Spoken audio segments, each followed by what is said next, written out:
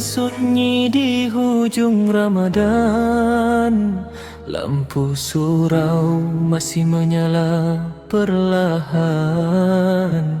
Hati berbisik penuh pengharapan, 10 malam terakhir jadi tujuan.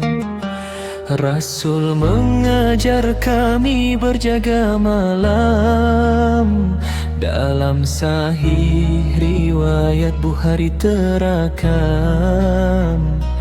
Baginda bangunkan keluarga tersayang, menghidupkan malam penuh amalan.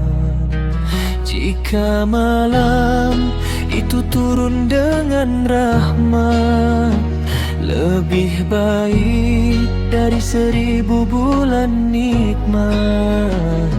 Hati ini terus memohon dan berharap, Allahumma innaka ka'afun tuhibbul afwa fa'fu anni. Di malam sunyi aku bersujud lagi, mencari Lailatul Qadar yang suci. Ampunkan dosa hamba yang kembali. Air mata jatuh di sejadah lama, doa dipanjat penuh rasa hamba. Mungkin malam ini pintu terbuka, rahmat Allah turun tanpa suara. Andai fajar datang sebelum ku tahu, malam itu pergi seperti bayu.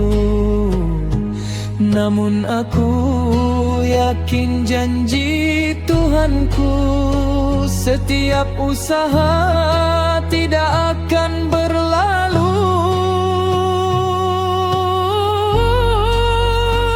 Allahumma innaka afun tuhibbul afwa fa'fu anni.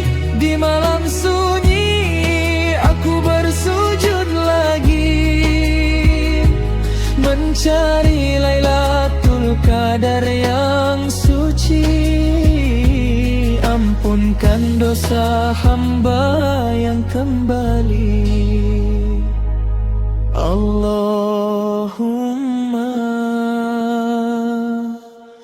innaka